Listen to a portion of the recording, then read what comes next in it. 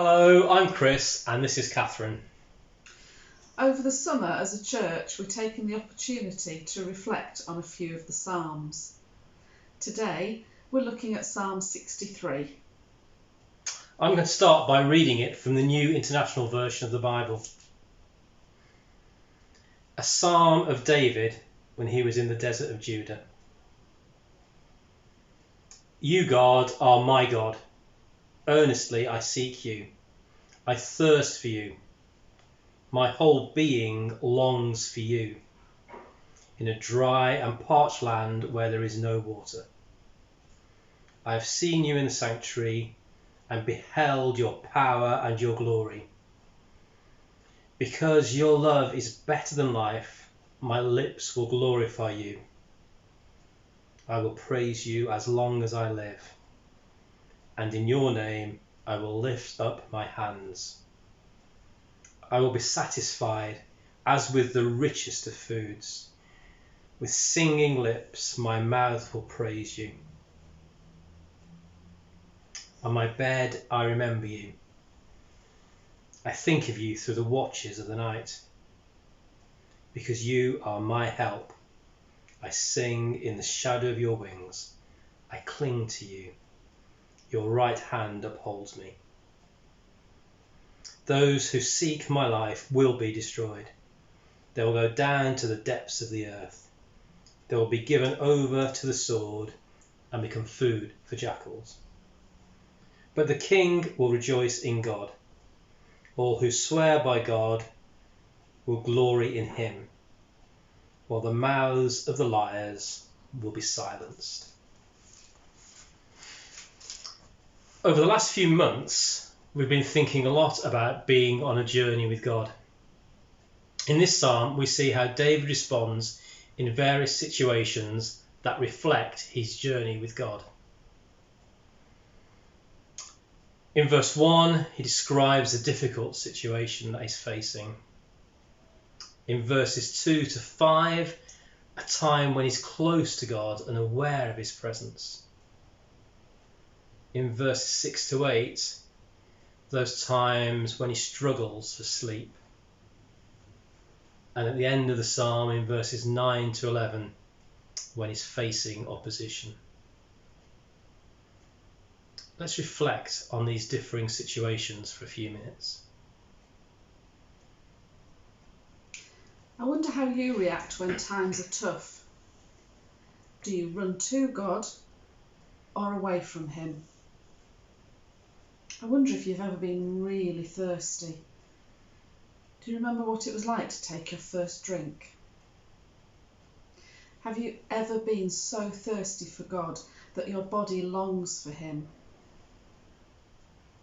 There's a relationship between our thirst and desire for God and our persistence in searching for him and our single-mindedness in running towards him. Jesus said that he was the living water and he is the only thing that can satisfy our thirst. How often do we try to quench our thirst with the wrong things? Remember the story of Jesus and the woman at the well and how she had been trying to quench her thirst in the wrong ways. Whilst life has its struggles, there are also times of joy and closeness to God. Perhaps for some of us, we've found more time to be with God during the weeks of lockdown, whilst for others it's felt more like a parched and weary land. In both of these situations, the psalmist reminds us that the best response is to lean into God, either by searching and waiting for him, or by praising him for who he is. Verse 3 reminds us that God's love is better than life itself, and if we truly grasp this, our only response can be one of praise. It reminds me of the song that says, "It's your breath in our lungs, so we pour out our praise to you only." For many of us, worship is one of the main and often easiest ways to meet with God. I know that many of us are missing the opportunity to worship together. I'm thankful for all the online resources for worship that we can access. Whilst not being the same as being together, they do help to keep us close to God. It's interesting to note that in verse 1, our relationship with God quenches our thirst, and in verse 5, our relationship with God satisfies our hunger. As well as water and food, one of the other things that we need to live a good life is sleep. How is your sleep at the moment?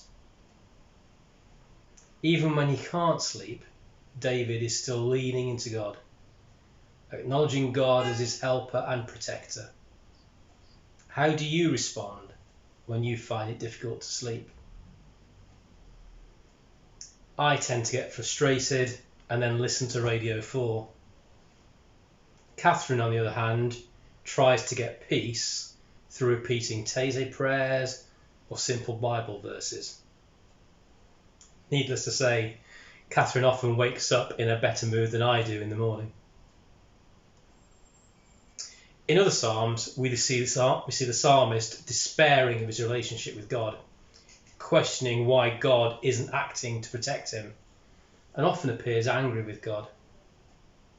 In this psalm, however, we see an alternative response, which is to keep rejoicing and praising in the face of opposition. I know I see all of these reactions in me to various situations. All through the psalm, we see how David leans into God through these different situations. Be this searching for him, praising him with arms uplifted, clinging on to him in the depths of the night, or praising him in the face of opposition. As followers of Jesus, we'll also experience highs and lows like David. In the face of these, we can also choose to acknowledge God, to seek him, to worship him, to hold on to him and praise him.